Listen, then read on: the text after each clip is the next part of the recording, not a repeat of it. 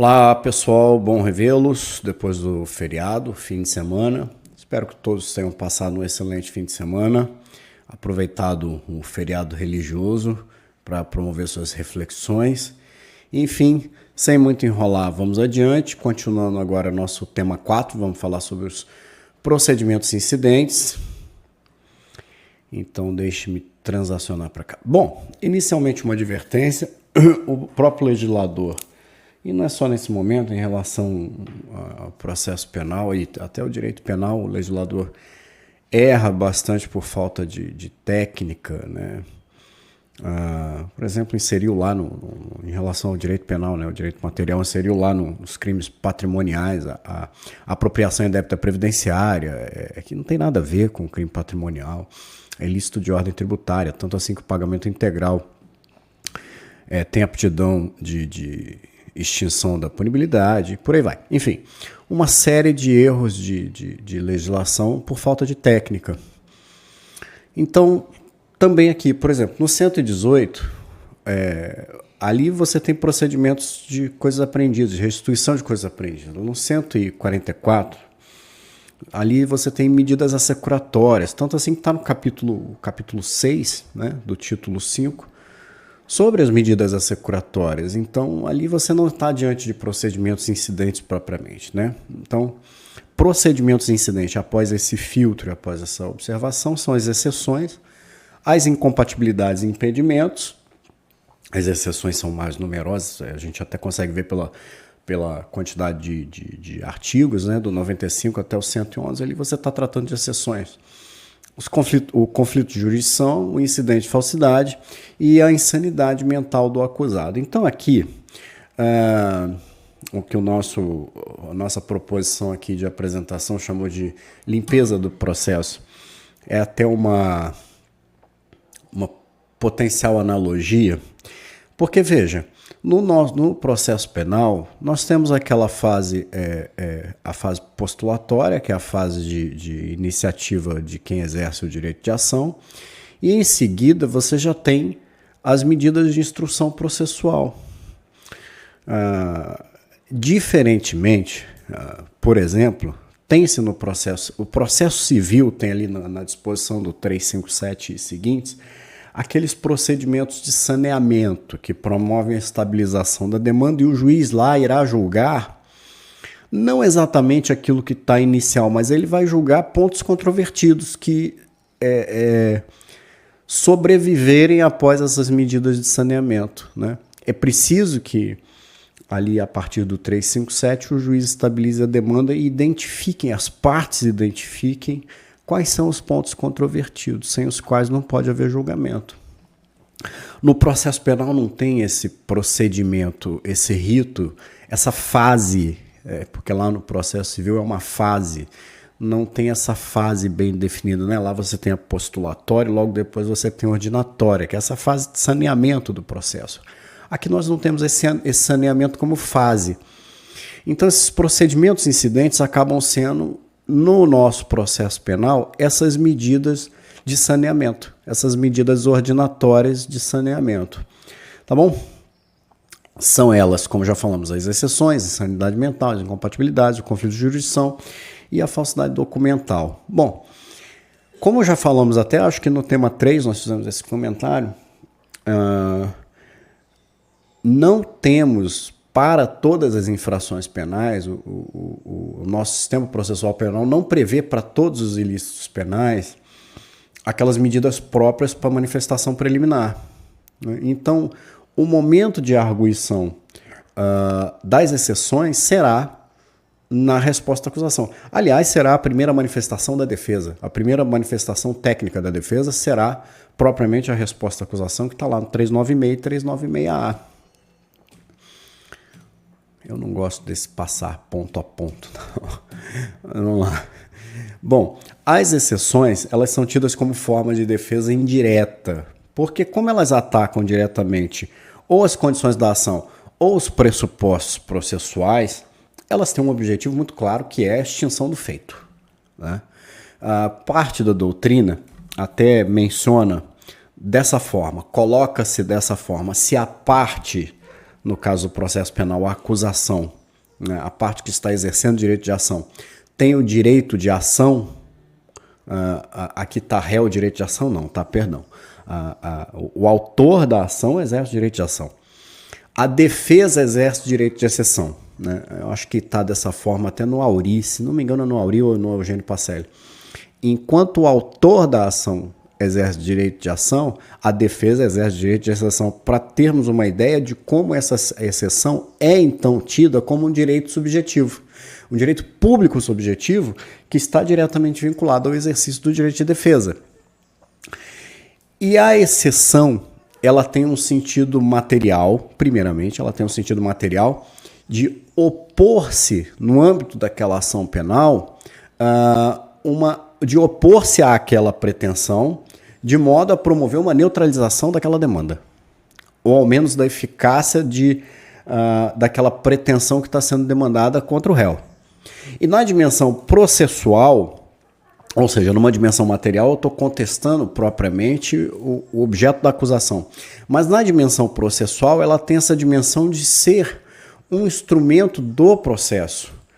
É o exercício concreto do direito de defesa. Eu oponho uma exceção e tem um rito procedimental para que se processe isso, ok? Então ela tem uma dimensão material de oposição em relação à pretensão da demanda e ela também tem uma acepção processual, porque ela tem um rito apropriado também e ela é uma das manifestações do exercício do direito de defesa. Elas podem ser dilatórias ou peremptórias, tá? Dilatória no sentido de que vai haver uma dilação, vai haver uma extensão do processo. E peremptórias naquele sentido tradicional do conceito de perempção, de que vai haver uma eliminação, uma supressão do direito de ação e aquele processo vai ser extinto, né? Bom, as espécies de exceção. São 5 tipos: suspeição, incompetência do juízo, litispendência, ilegitimidade de parte e coisa julgada. Vamos ver uma a uma aqui, ó. Suspeição e impedimento, primeiramente. Começam ali, no 95 ele diz quais são as espécies, no 96 ele começa a tratar de suspeição e impedimento. Estão diretamente vinculadas à imparcialidade do juiz, tá?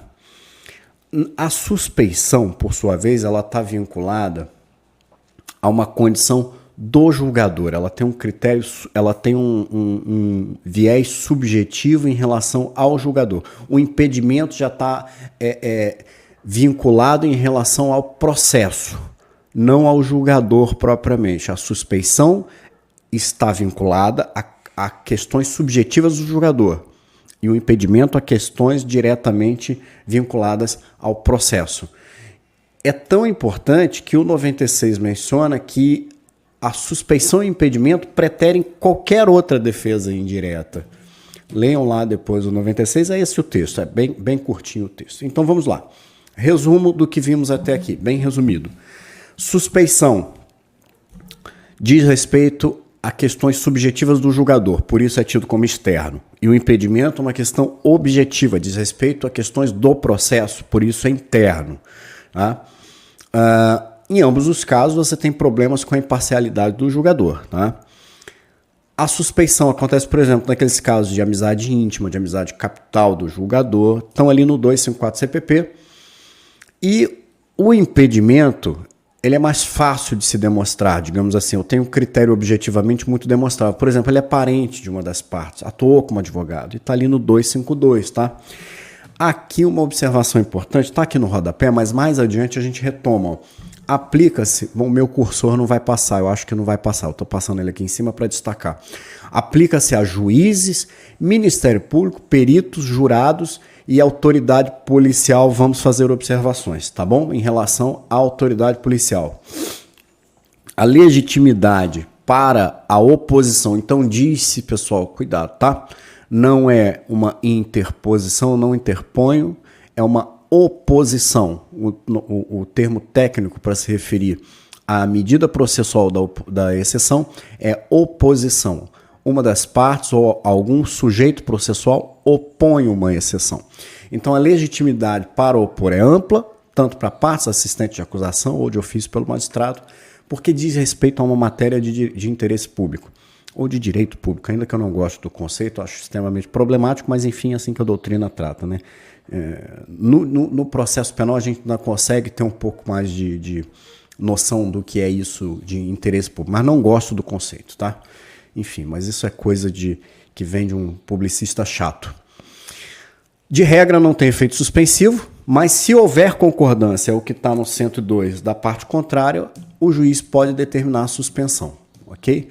Cabe contra juiz, contra tribunal, contra órgão do MP, contra perito e auxiliares, contra jurado, tá, em relação ao procedimento especial do tribunal do júri, e contra a autoridade policial, como eu mencionei, era preciso fazer algumas observações. Mas antes vamos só fazer a leitura aqui de que as exceções decorrem da necessidade assecuratória da garantia constitucional do juiz natural e do juiz imparcial. Eu vou adiantar aqui como eu prometi que falaria, mas enfim, o 107 do CPP, vou falar logo da autoridade policial, acho que está mais adiante, vou falar logo. O 107 do CPP, ele não prevê a possibilidade de oposição, de suspeição em relação à autoridade policial. Diz o 107 que ela própria pode suscitar a sua suspeição e deixar de atuar naquele caso. E aí, no caso, a autoridade superior da Polícia Civil nomeia outro delegado para a condução daquele procedimento. Bom, a doutrina menciona que não cabe oposição de suspeição em relação à autoridade policial e a jurisprudência tem confirmado isso, tá? Eu tinha feito algumas observações aqui adiante em relação a isso, não... Mas é isso, tá? O 107 menciona isso. Não cabe oposição de suspeição em relação à autoridade policial. O Aury Lopes ele faz uma crítica bastante extensa. Quem tiver interesse, depois busque lá o livro do Aury. De fato, é algo bastante absurdo, porque se pode suscitar contra todos os sujeitos que atuam na relação jurídico-processual de natureza penal, contra o magistrado, contra o tribunal, contra o Ministério Público, peritos e assistentes, inclusive, por que não em relação à autoridade policial? Mas isso me parece algo muito mais vinculado à força da categoria frente ao legislador do que propriamente em relação à racionalidade do processo, tá? De fato, não faz sentido nenhum manter a impossibilidade de opor suspeição em relação à autoridade policial, especialmente quando se reafirma, após os pacotes de reforma do processo penal, quando se reafirma um processo penal de natureza acusatória.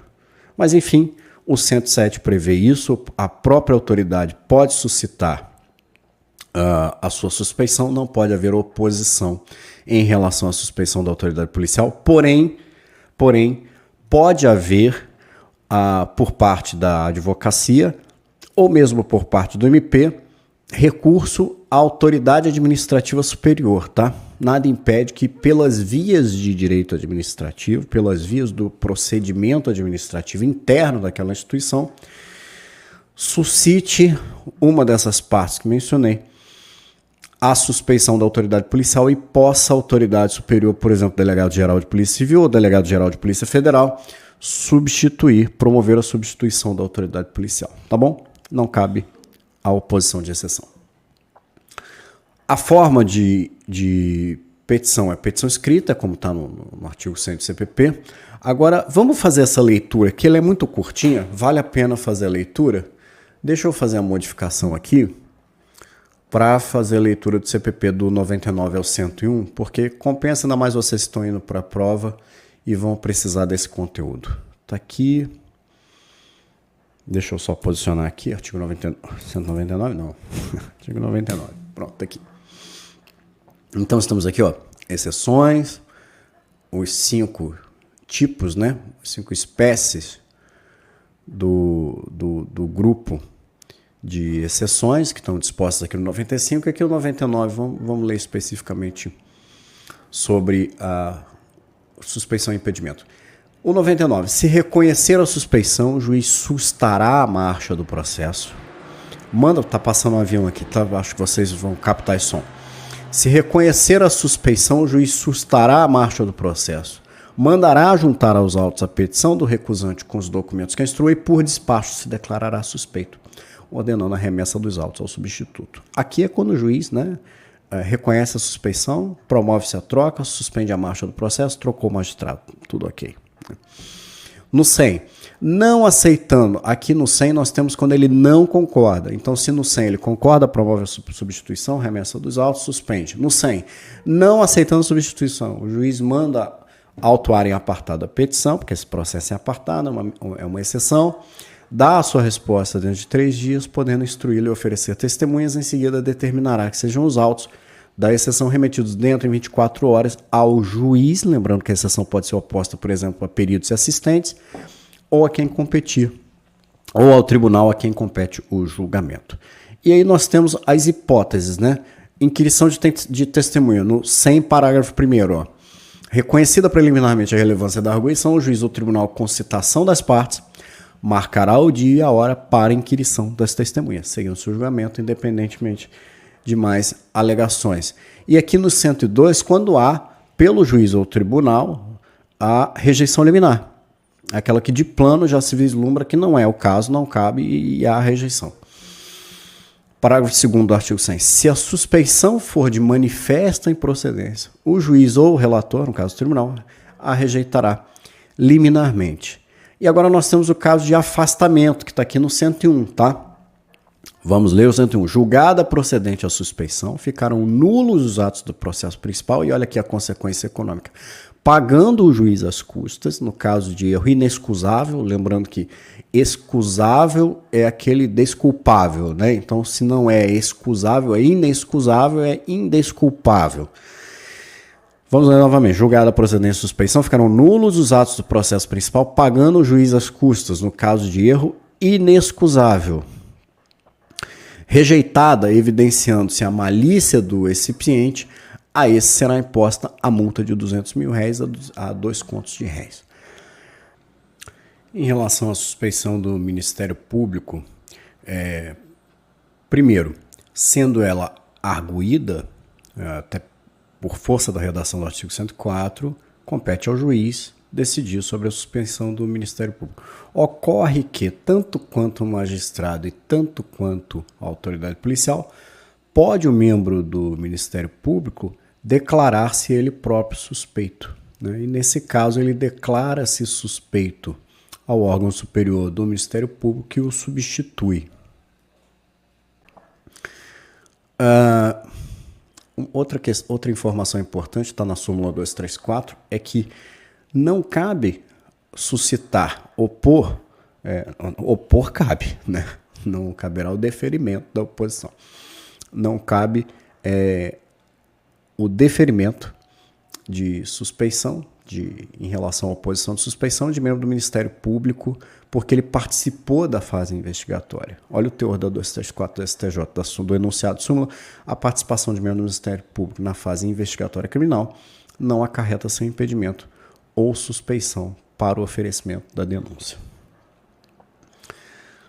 Interessante aqui, pessoal, olha esse HC aqui do STF, ó. É possível o exame da alegação de parcialidade do magistrado em sede de habeas corpus, ok? Né? Nós temos aquela ideação de que o HC está sempre diretamente vinculado à constrição ou à potencial constrição do direito de ir e vir, mas aqui está o STF deliberando que é possível o exame da alegação de parcialidade do magistrado em sede de HC, se a partir dos elementos já reduzidos e juntados aos autos do remédio colateral do HC, restar evidente a incongruência ou a inconsistência da motivação judicial das decisões das instâncias inferiores. Uma decisão de 2021, até recente, ministro Gilmar Mendes, cabimento de HC, em relação à análise, à alegação de parcialidade do magistrado. Bom, disciplina do impedimento, está no 252 do CPP. A suspeição, nós temos um rol de números abertos, lembram desse conceito? Números abertos, rol aberto, né? Ou seja, um rol não exaustivo. Em relação aos impedimentos, são números clausos, lembra da clausura, fechado, né? Então, um rol estrito, um rol taxativo no 252. Mesmo trâmite da suspeição, tá? Em relação, existe um outro conceito relevante, que é um conceito residual, que está lá no 112, que não é nem suspeição, nem impedimento, mas também afeta a parcialidade do magistrado. Olha o que diz o 112. Então, assim, não sendo causa de suspeição, não sendo causa de impedimento, mas afetando a imparcialidade do magistrado, suscitem, eventualmente, na advocacia criminal, o 112, a incompatibilidade do magistrado ou daqueles outros também que atuam no processo penal. O juiz, a leitura do 112, o juiz, o órgão do Ministério Público, os serventuários, ou os funcionários da justiça e os peritos ou intérpretes, até mesmo os intérpretes, abster-se-ão de servir no processo quando houver incompatibilidade ou impedimento legal, que declararão nos autos. Se não se der a abstenção, a incompatibilidade ou impedimento poderá ser arguída pelas partes, seguindo-se o processo estabelecido para exceção de suspeição. Vamos ver o que temos agora, a incompetência. Bom, a incompetência já diz respeito a uma violação potencial, ao menos no momento em que é arguído, no seu deferimento sim tem a violação, do juiz natural. Ou seja, aquela competência que foi fixada, seja pela Constituição, pelas leis, e aí nós temos vários critérios, por exemplo, no GCRIM, em relação às penas em abstratos inferiores a 2 anos, né, e por aí vai, está disposto na 9.099. A Constituição só fala que serão criados juizados especiais, mas não para julgamento das infrações de menor potencial, mas não as define. A definição do que são infrações de menor potencial acaba surgindo na 9.099, uma lei lá de 1995, né?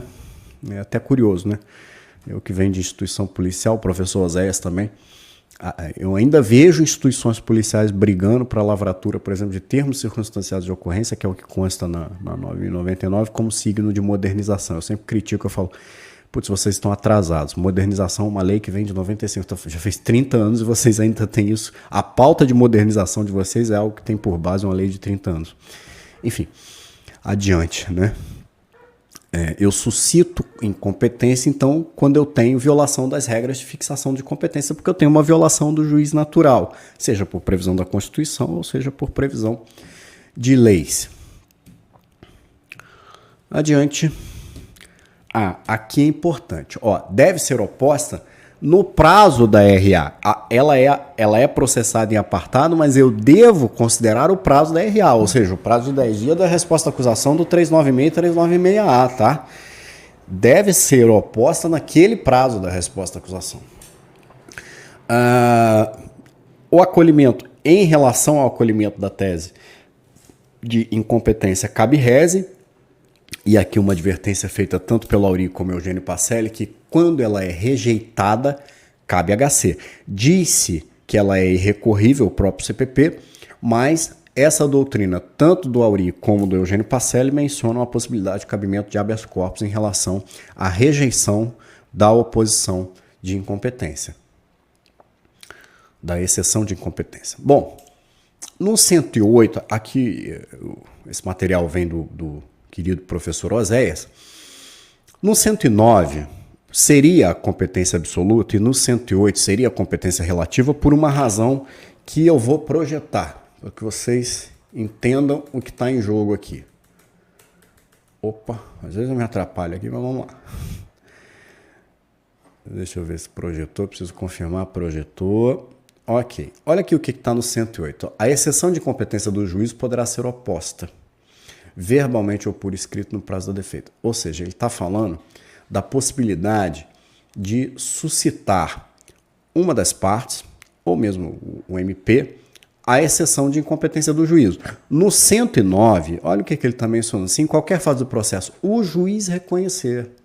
Aqui ele está falando da possibilidade de reconhecimento de ofício. Então, por isso que a doutrina fez essa inteligência de que no 109 estaria, portanto, disposta a possibilidade de incompetência absoluta. Seria a disciplina da incompetência absoluta. E no 108, como vem de um pedido da parte, uma exceção levantada pela parte, a incompetência relativa. Porém, porque sempre se diz que a incompetência relativa não pode ser declarada de ofício. É o que está na súmula 33 do STJ.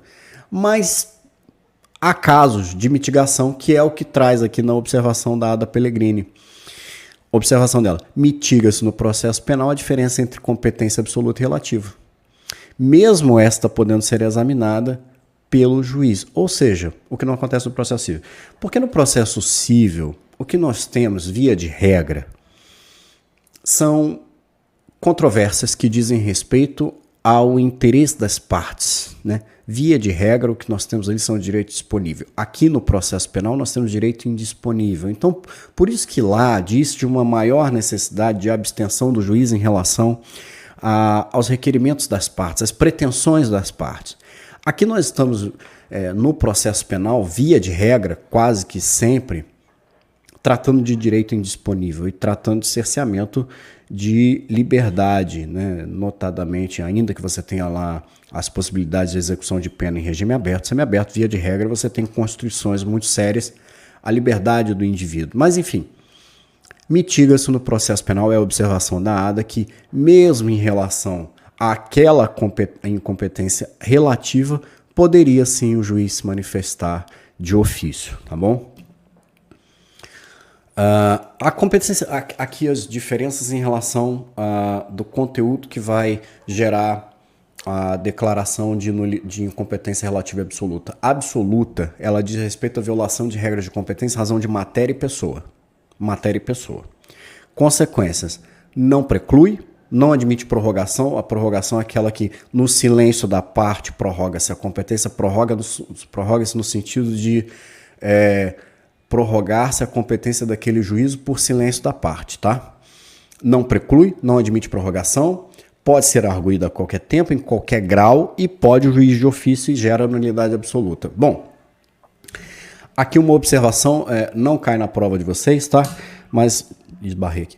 Mas eu fiz a observação para que vocês conheçam a teoria do jus aparente. Tanto a STF como a STJ já tem uma série de decisões pautadas em relação à teoria do jus aparente, que diz o seguinte, que sim, a incompetência absoluta produz nulidade em relação às decisões do juízo, porém, o que o STF e o STJ interpretaram é que aquelas decisões, por exemplo, de deferimento de cautelares, aquelas medidas que hoje estão muito na competência do juiz de garantias, essas medidas podem ser convalidadas, tá? O que não pode, na teoria do juiz aparente, aquela teoria do juiz aparente é aquela assim, acreditava-se de fato na competência daquele juízo, então não há por que declarar nulidade em relação a essas medidas que garantiram o andamento do processo, do seu regular andamento do processo ou da investigação criminal, né?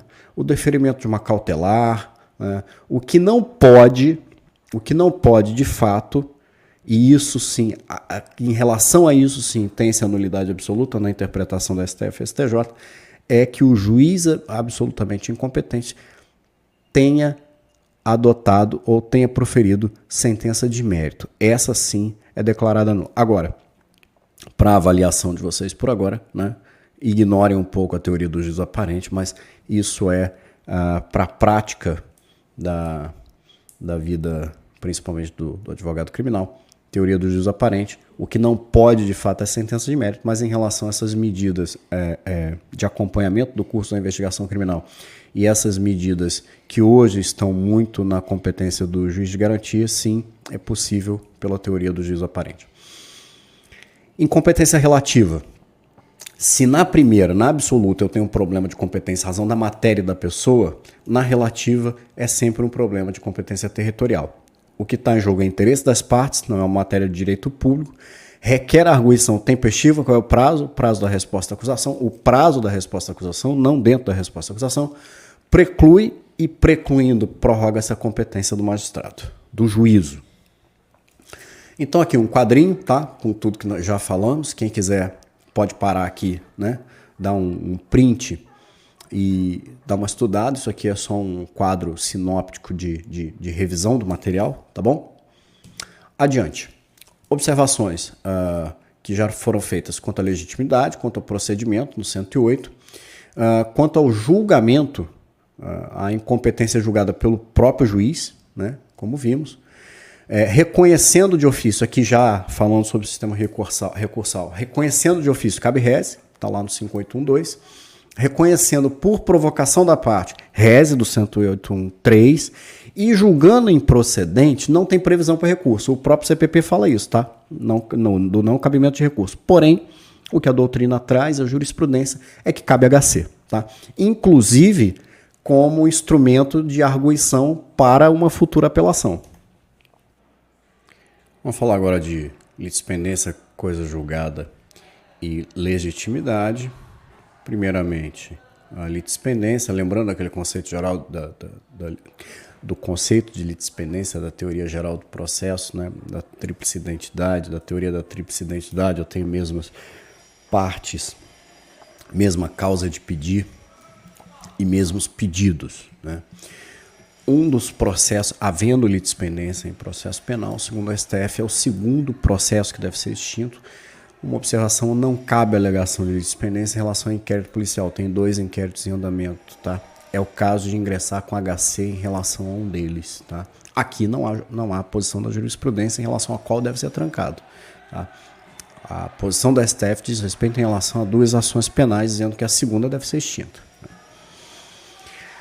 A legitimidade, idem em relação às demais exceções, não vou me estender muito. O procedimento também, lá no 110 e processado segundo o 108, como já falamos. O momento da arguição a qualquer tempo, antes do trânsito em julgado, porque depois do trânsito em julgado eu não estou mais falando de litispendência, eu estou falando de coisa julgada. Julgado pelo próprio juiz a quem se apresenta a exceção, e o sistema recursal. Pessoal, vamos lá.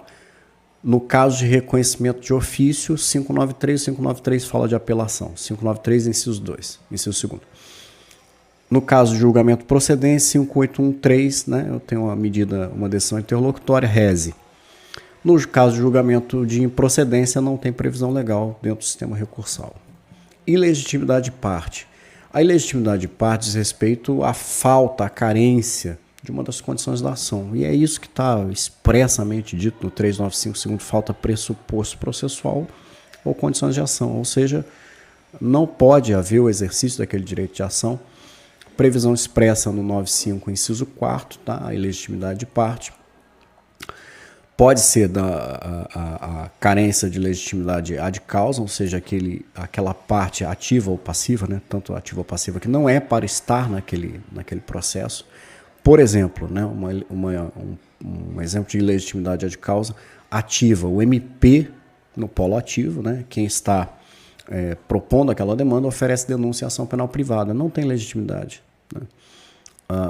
Ou um segundo exemplo, né, o réu, agora em relação à ilegitimidade passiva, o réu é menor de 18 anos, inimputável. Agora a ilegitimidade de parte, ad processo, ou seja, quando falta um pressuposto de validade do processo. Não há capacidade para estar em juízo, ou da parte ou do seu representante. Vamos dar uma olhada aqui, ó. Porque pode faltar capacidade processual ou postulatória em relação àquele que está representando. Um exemplo, primeiro, o menor de 18 anos oferece uma queixa-crime. Um exemplo 2, uma queixa assinada por advogados sem poderes especiais. E aqui vai uma dica até para a advocacia criminal.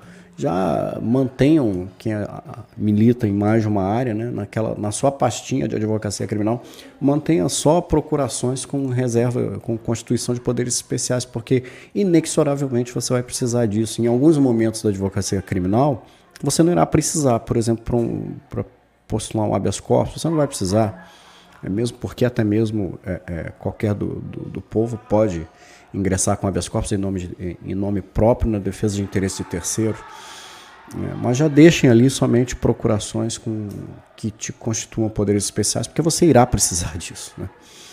Pode ser interposta a qualquer tempo, não opera os efeitos da preclusão e é de interesse público ou de direito público, né?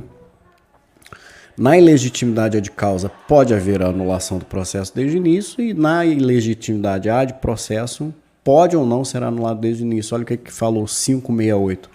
A nulidade por ilegitimidade do representante da parte poderá ser a todo tempo sanada, ou seja, pode haver o saneamento daquela medida, daquela ilegitimidade daquele que está constituído, mediante ratificação dos atos processuais, tá? A própria legislação prevê essas medidas de ratificação em alguns momentos. Por exemplo, aquele advogado que alegando urgência, esse é o texto tanto do CPC como da Lei 8.096, do Estatuto da Advocacia, que concede ao advogado o prazo para saneamento de 15 dias para acessar, alegando urgência, autos submetidos a sigilo, por exemplo, né? Ele tem 15 dias para fazer juntar um instrumento de procuração. Procedimento na forma do 110, que acaba remetendo ao 108, a legitimidade ampla. De igual modo, quem julga é o próprio juiz da causa. Sistema recursal, idêntico, como a gente vai ver, tá? Em relação ao reconhecimento de ofício, cabe apelação, 593 diz respeito à apelação, do seu inciso segundo. No julgamento de procedência, cabe rese, decisão interlocutória, 581 terceiro. No julgamento improcedente, não tem previsão legal. Coisa julgada. Aqui, eu só vou fazer um resuminho do que está aqui. Dois conceitos que parecem próximos, mas a doutrina faz uma distinção em relação a coisa julgada e coisa soberanamente julgada. A coisa soberanamente julgada diz respeito em matéria penal, obviamente, como o processo penal e o sistema de direito penal está instruído, em tese, né, em favor do acusado ou do réu, aquele que figura no polo passivo da relação jurídica, aquelas decisões que transitaram em julgado não podem ser desconstituídas de forma alguma se forem benéficas, ou seja, uma sentença absolutória. Não cabe revisão criminal em relação à sentença absolutória. Por isso que se chama de coisa soberanamente julgada, essas que são benéficas ao réu. Via de regra, a coisa julgada de uma sentença absolutória. E disse que então seriam coisa julgada, não soberanamente julgada, aquelas sentenças já transitadas em julgado, prejudiciais ao réu ou ao acusado. Por exemplo, uma sentença condenatória, porque diante da sentença condenatória cabe a rescisória, cabe a revisão criminal, e não cabe rescisória, não cabe revisão criminal em relação à sentença absolutória. Daí a diferença entre o conceito de coisa julgada e soberanamente julgada, porque na soberanamente julgada não caberia revisão criminal. Bom, coisa julgada. Qual é o princípio político-jurídico que orienta a coisa julgada? É a vedação a nebis in idem, que já vimos, acho que estava lá no tema 1, né? Quando falamos de nebis in idem, da sua previsão lá no artigo 8º do Pacto de São José da Costa Rica. Não tem previsão expressa na Constituição Federal, aliás, é um dos temas que acho muito interessante de pesquisa. Quem quiser fazer trabalho aí de conclusão de curso, eu acho muito bacana o tema do nebis in idem. Tanto sobre a definição do seu conteúdo jurídico, quanto em relação à sua previsão do sistema normativo. São debates importantíssimos. Qual é a sua extensão em relação a duplo processo, duplo procedimento, ou em relação às suas considerações de sancionamento em matéria penal, concomitantemente à matéria administrativa, há a possibilidade de reconhecimento de bis in idem nesse caso. O Tribunal Europeu de Direitos Humanos diz que sim. Por exemplo, né? Tem um precedente muito importante, só dando a dica final para quem quiser estudar. É o caso, não só ele, tá? Mas é um dos casos, esse é o paradigma, ao menos, é o caso Engels versus Países Baixos, né? O Netherlands. Um caso muito importante, onde o Tribunal Europeu de Direitos Humanos decidiu, reconheceu bis in idem entre a sanção penal e uma sanção administrativa. Então, tanto em relação, acho muito importante estudar o conteúdo do bis in idem, tanto em relação ao seu conteúdo normativo, qual é, afinal de contas, o conteúdo normativo do bis in idem, em relação às possibilidades do seu reconhecimento, não só em relação à dupla sanção, mas em relação ao duplo procedimento e duplo processo, por exemplo, 2 inquéritos ou 2 ações penais, e também em relação ao seu reconhecimento quanto às sanções administrativas e penais. Vale a pena. Nós não temos estudos suficientes ainda em relação à matéria. Conteúdo da coisa julgada. A coisa julgada pode ser formal ou material. Vamos falar da formal primeiro, que ela é mais sutil, né? O mérito da causa não foi apreciado. Então, esse mérito pode vir a ser apreciado em outra ação penal. Exemplo, impronúncia ou falta de provas, né? Dificilmente a gente consegue hoje em dia uma absolvição que decide o mérito, que decida definitivamente, e aí sim nós temos uma decisão, uma coisa julgada material, a inexistência do fato ou que negue a autoria daquele réu, né? Nesses casos teria a coisa julgada material. Via de regra, o que a gente consegue é a sentença absolutória por falta de provas, até pelo cuidado, e eu até reconheço que há um zelo em relação por parte dos magistrados por causa dos efeitos extrapenais. Possibilidade de sanções administrativas, possibilidade de repercussões cíveis, né? Então existe até um cuidado da magistratura em relação a não declarar a inexistência do fato ou negar a autoria daquele réu, né? Via de regra decide-se por falta de provas. Mas enfim, coisa julgada material, o mérito da causa é decidido e afasta completamente a pretensão punitiva do Estado. Não tem recurso, mas a decisão pode ser mudada e ela tem eficácia externa. Aqui duas observações feitas aqui. Tem eficácia externa porque ali você pega o 65 a 67 do CPP, na lei de improbidade administrativa, nos regimes jurídicos dos servidores públicos, todos eles, no CPC, todos esses instrumentos, a legislação é vasta em relação a isso, vai reconhecer que a sentença do juízo penal que reconhece a inexistência do fato ou nega a autoria tem repercussão em todas as esferas, tanto na civil, como fala do 65 a 67, quanto na esfera administrativa. Isso está lá, por exemplo, também na lei de improbidade administrativa, não recordo se já mencionei, né? E também no juízo civil, né?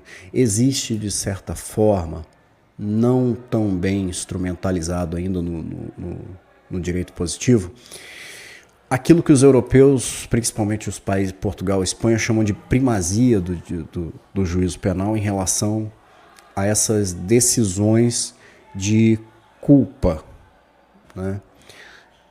Se nós formos observar o artigo 557, no seu inciso 57, era isso que o legislador pretendia lá em 88, né? Quando ele fala que ninguém é considerado culpado até o trânsito em julgado de sentença condenatória. Ali você tem uma fixação de primazia do juízo criminal, mas que acabou sendo, por interpretação da jurisprudência, sendo desmontado, né? Porque não há, como mencionei quando falei dos ritos de prejudicialidade, não há um rito legal de prejudicialidade em razão na aferição de culpa em relação à matéria penal e administrativa.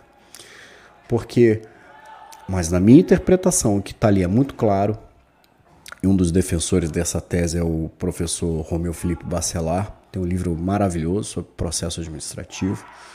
Ele defende que aquilo ali, de fato, determina a primazia do juízo criminal, e não só em relação às sentenças absolutórias por negativa de autoria e que decidem pela inexistência do fato, tá? Mas enfim, vamos só nos ater a essas observações aqui. A coisa julgada material tem eficácia externa, e externa nesse sentido de aproveitar-se na relação jurídico-cível e também, principalmente, em relação ao direito administrativo, às sanções em direito administrativo, e atenção para a revisão criminal, porque da sentença absolutória não cabe revisão criminal, da sentença condenatória cabe revisão criminal.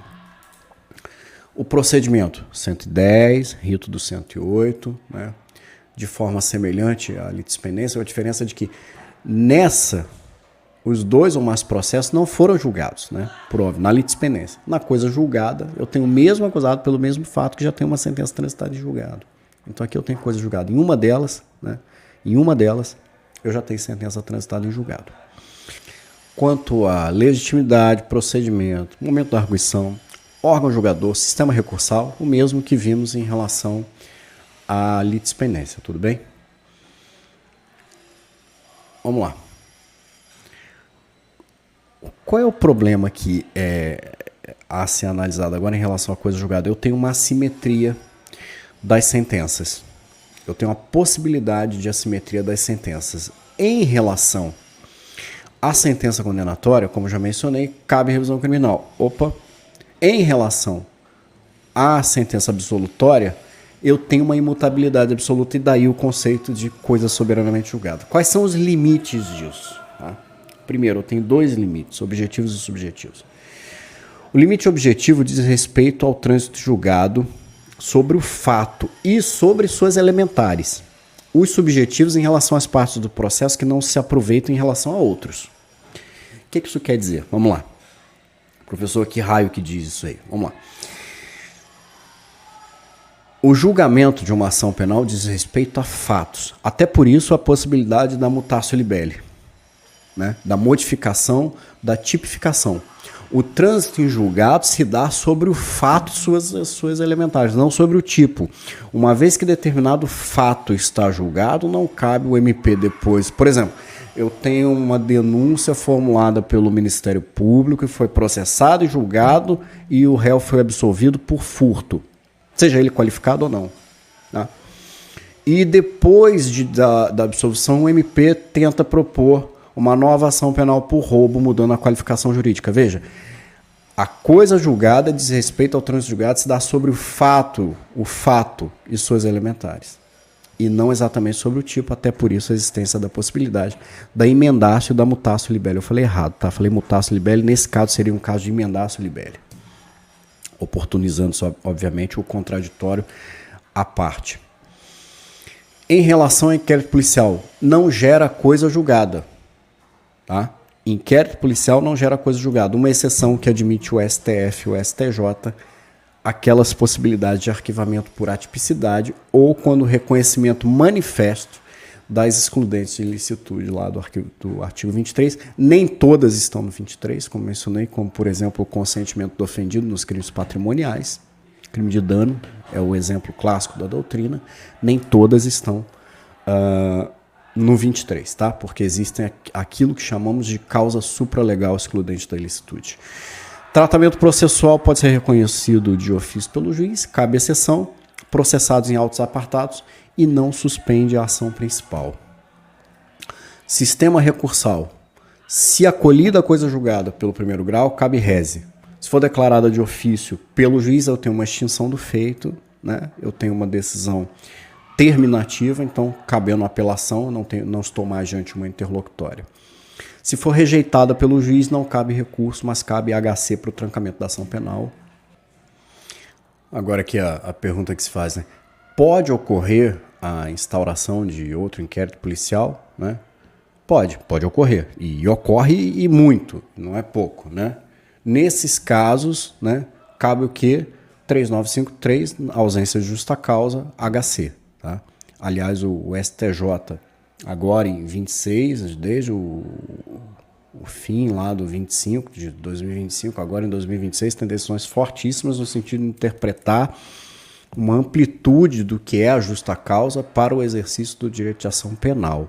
Né? Não só interpretando justa causa naquele binômio de prova da infração penal, indícios mínimos de autoria, mas também abordando o conceito de justa causa em relação ao tempo de submissão daquele indivíduo como investigado. Né? Decisões muito importantes, se não me engano, da sexta turma, para variar da sexta turma, né? A turma mais garantista do STJ. Em relação à duplicidade de sentença condenatória, já vimos, né? Mas vale reforçar, porque aqui eu trago o julgado, prevalece a primeira decisão condenatória, é como decide a jurisprudência dominante tanto do STJ como do STF. Aqui abaixo eu trago o informativo 642, abre aspas, né? Diante do duplo julgamento, é o que está publicado no informativo, diante do duplo julgamento do mesmo fato, deve prevalecer a sentença que transitou julgado em primeiro lugar, informativo de 2019 do STJ. Porém, já se decidiu também, e essa observação consta no informativo 616 do STJ e também em julgado do TJDFT, né, no acórdão 123.0501. Tá? A decisão mais benéfica, independente de ser a primeira ou a segunda. Olha o que fala o informativo do STJ de 2018, 616. Aspas, diante do trânsito em julgado de duas sentenças condenatórias por fatos idênticos, deve prevalecer a condenação mais favorável ao réu. É isso. Agora nós vamos abrir o debate sobre dois procedimentos incidentes, sobre a falsidade e a insanidade mental. Então vamos aqui falar primeiramente sobre o incidente de falsidade, previsto ali dos 145 a 148 e sempre que há fundada controvérsia sobre algum documento, e o conceito de documento aqui ele é bastante amplo, tá? Pode ser documento digital, pode ser fotografia, pode ser áudio, tá? É um conceito bastante amplo, tá? E havendo provocação das partes ou do próprio magistrado de ofício, tá? Se processo em autos apartados, suspende o andamento do processo. Aqui eu vou fazer um comentário sobre a suspensão do processo. Via de regra não, mas pode. Tá? É assim que devemos interpretar. Via de regra não, mas pode. Vamos ver até a jurisprudência do STJ. A legitimidade é ampla, pode ser pelo juiz, MP, assistente ou pela própria acusação. Momento, sendo matéria de ordem pública, não há preclusão temporal. Então, a qualquer momento, né, é o próprio juiz da causa que reconhece ou não aquela falsidade. O conceito é amplo, já mencionei. Aqui uma questão interessante, eu vou projetar para vocês, só para vocês verem, que o 145.4, prima facie, menciona que não é possível recurso. Eu não vou conseguir projetar, porque está ausente aqui, ó. O 145.4, mas é isso. Agora vai. O 145.4 menciona que não é possível recurso. Fala de decisão irrecorrível. 145.4. Se reconhecida a falsidade por decisão irrecorrível, beleza? Todavia, lá no 581.18, que é o rol do cabimento de rese, vamos aqui, ó, artigo 581. Lá no 18, cabe rese. No 18. Da decisão ou sentença que decidir o incidente de insanidade. Então, cabe rese. Tanto da decisão que defere ou indefere. Tá bom? Vamos retornar aqui. Então, cabe rese. Autos apartados, via de regra não suspende. Agora, olha aqui o STJ, em decisão no HC 104.781, para variar a sexta turma, ministro Rogério Schetti. Aspas, o Código de Processo Penal contra um incidente de falsidade documental não impõe a necessidade de sobrestamento do processo principal até sua resolução. 2. O incidente de falsidade documental atende à efetividade do processo penal na busca pela verdade dos fatos. E o sobrestamento do feito principal deve considerar a imprescindibilidade do documento para tal finalidade. Sendo este documento imprescindível para o julgamento da ação penal, sim, pode o magistrado suspender. Não faz coisa julgada material, e aqui a relevância notadamente em relação aos efeitos externos dessa decisão, em matéria civil, na eventualidade do processo penal, e da decisão que julga procedente ou improcedente, cabe rese. Adiante. Incidente de insanidade mental. Previsto no Código Penal lá, os seus efeitos em relação a inimputabilidade ou redução de pena, causa especial de redução de pena lá no 26 parágrafo único do CP, né? É um procedimento incidente, né? Que visa a aferir a capacidade de compreensão daquele indivíduo sobre a ilicitude da conduta ou de, ainda que compreendendo a ilicitude daquela conduta, a capacidade de orientar-se de acordo com esse entendimento. Lembrando que a inimputabilidade está descrito lá na nossa teoria finalista de Welsel, né, que orienta o nosso processo penal como uma das excludentes de culpabilidade, a inimputabilidade como excludente de culpabilidade. Essa aferição deve ser feita não em relação à doença superveniente, mas sim ao tempo da infração penal. Então aqui é uma orientação muito importante para jurados no julgamento de crimes dolosos contra a vida, para o magistrado em relação aos crimes não dolosos contra a vida e em relação aos peritos, que devem aferir aquela capacidade cognitiva do indivíduo ao tempo do crime, ao tempo da infração penal, e não ao tempo do julgamento, né? Constatada a inimputabilidade, não se resulta em absolvição, mas sim absolvição imprópria, porque não se submete à condenação propriamente dita, mas aquilo que o CP chama de medida de segurança, né? O estabelecimento está no 26, caput 26, parágrafo único, no parágrafo único a causa especial de redução. Legitimação ampla para arguí-la, veja aqui no 149, que pode ser requerida pelo juiz de ofício, requerimento do MP, do defensor, do curador, do ascendente, descendente, irmão ou cônjuge, amplíssima as possibilidades de arguição do incidente de insanidade. O momento em relação à petição, aqui é até bom fazer a leitura de alguns dispositivos, eu vou modificar aqui, tá? Vou modificar a tela para a gente poder verificar o que está sendo dito. O momento está no 149, que pode ser tanto no processo penal quanto no inquérito, veja, ó, parágrafo 1º de 140. O exame poderá ser ordenado ainda na fase do inquérito, mediante representação da autoridade policial ou juiz competente. Tá? Deve haver a suspensão do processo, como está disposto aqui no parágrafo 2º, o juiz nomeará curador, nomeia-se a primeira medida, nomeação de curador, quando determinar o exame, ficando suspenso o processo, tá? Se já iniciada a ação penal. Consequências imediatas, aqui ó, no 150 caput, já vamos fazer a leitura. Para o efeito do exame, o acusado, se estiver preso, será internado em manicômio judiciário. Aliás, uma observação sobre manicômio judiciário.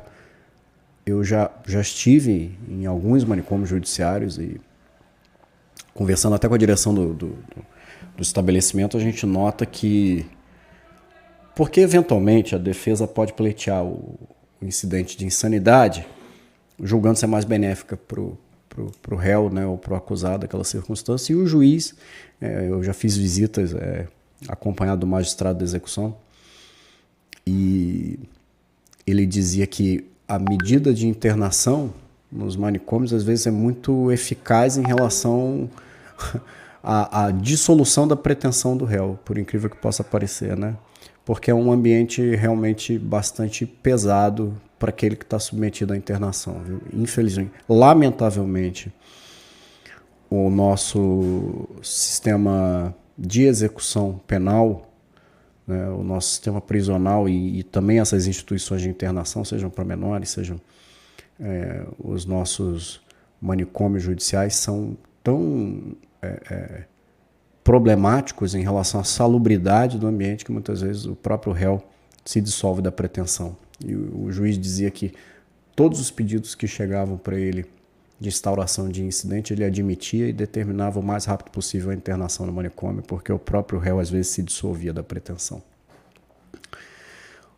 Prazo para realização está lá aqui no parágrafo 1º, né? O CPP menciona não superior a 45 dias, né?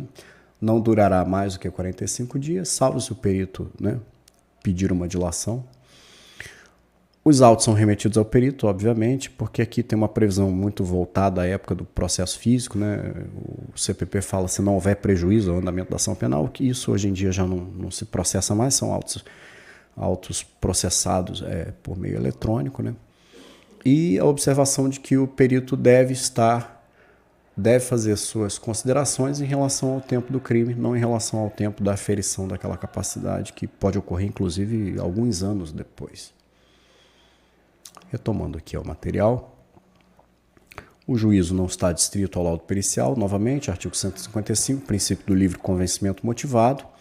Uma observação interessante, não está no material para a prova de vocês, mas é interessante fazer essa observação. Havia discussão instaurada se do nemo tenetur deterrere, né? O princípio que menciona que o indivíduo não é obrigado a produzir prova contra si mesmo. Essa questão chegou ao Supremo Tribunal Federal, está publicado no informativo 838, no julgamento do HC 133/77, 2016. O STF interpreta o seguinte, que o incidente de insanidade é uma prova que orienta o direito de defesa. Então, nesse sentido, não é possível a determinação, a compulsoriedade do exame de insanidade, do exame de insanidade. Deve haver a concordância do réu ou do acusado para a realização do seu exame. Aspas para o informativo 838. O incidente de insanidade mental é prova pericial constituída em favor da defesa. Logo, não é possível determiná-lo compulsoriamente na hipótese em que a defesa se oponha à sua realização em razão do princípio de não obrigatoriedade de produção de prova contra si mesmo. Em relação à insanidade superveniente, se processa mediante, ou seja, superveniente à condenação, né?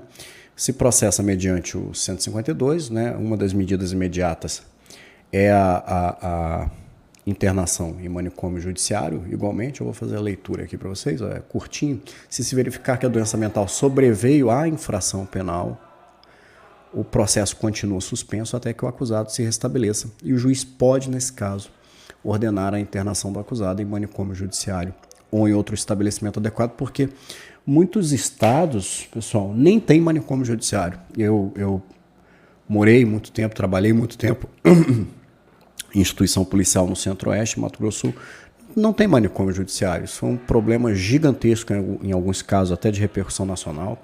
Por exemplo, se vocês pesquisarem no Google, vocês vão achar o caso conhecido como Maníaco da Cruz. Ele ficou internado em unidade hospitalar. E o próprio hospital não o queria. Houve um problema gigantesco em relação a onde esse indivíduo poderia cumprir a medida cautelar, a medida de internação, porque não havia estabelecimento adequado para ele poder cumprir. Não havia e não há até hoje manicômio judiciário. A insanidade posterior à condenação está previsto também no 183 da Lei de Execução Penal, quando no curso da execução da pena privativa de liberdade sobrevier doença mental ou perturbação, o juiz de ofício, a requerimento do MP, e aqui tem um acréscimo, né, porque pode a autoridade administrativa, por exemplo, diretor do presídio, poderá o juiz determinar a substituição da pena por medida de segurança. Aqui um resuminho em relação ao incidente de insanidade mental, tá? Com tudo que falamos. Printem aqui para poder fazer o estudo de vocês, né, e fazerem a revisão. É o fim da nossa apresentação, chegamos ao fim, não chorem, tá? Chorarei eu, sentirei falta. Foi um prazer enorme estar com vocês esse período. Agora eu vou voltar aqui, ó. Foi um prazer muito grande estar com vocês nesse período. Esse é o nosso fim do tema 4 e que encerra encerra todos os conteúdos que tínhamos para tratar com vocês em relação a essa avaliação que vocês vão fazer agora recente e que em breve também encerrarão o primeiro semestre e vão poder descansar um pouco. É um enorme prazer estar falando para a graduação da UF, por questões de técnica e de facilitações. Optamos por fazer isso através de mídia, né, e também disponibilizar isso da forma mais democrática possível em plataforma de streaming, para não ter necessidades de envolvimento da técnica da Universidade Federal. São vídeos gravados em alta qualidade, que poderia haver também uma dificuldade de upload. Aliás, foi isso que fez com que optássemos pelo upload em plataforma de streaming como o YouTube, porque do editor de vídeo estava tendo uma dificuldade muito grande de fazer download, levando horas e horas. Falei, bom, e essa opção para o streaming foi o que resolveu esse processo do editor do vídeo, que é online, para uma plataforma de streaming online. Tem processadores, tem servidores de alta capacidade, e funcionou, né? Foi um prazer gigantesco estar com vocês, né? Eu estou à disposição de vocês, quem quiser me procurar para debater questões de processo penal e direito público. Adoro o tema, né? Principalmente essa interlocução do processo penal, eventualmente do direito material, do direito penal com questões administrativas. Eu comecei a minha carreira muito engajado no direito penal, no processo penal, conduzindo inquéritos policiais por muito tempo, inquéritos policiais ainda que militares, mas que tem uma proximidade muito grande em relação à disciplina do processo penal comum. Eventualmente tem uma diferença ou outra, né? Mas a apreciação dessas matérias basicamente são muito próximas, né? Muda questões como prazo, um pouco mais de proximidade do órgão de acusação, né? Mas é isso, tá? Foi um enorme prazer. Eu fico à disposição de vocês. Quero reiterar o meu carinho pelo professor Oséias, pela possibilidade de ter permitido a realização desse estágio. Não vou me alongar muito, já sempre o agradecerei, ele sabe o quanto sou grato. E também agradeço vocês por terem, eu acompanhei que vocês foram acessando os conteúdos, né? E segue aqui o último conteúdo. Pessoal, foi um prazer enorme, muito obrigado, fiquem com Deus e um grande abraço a todos.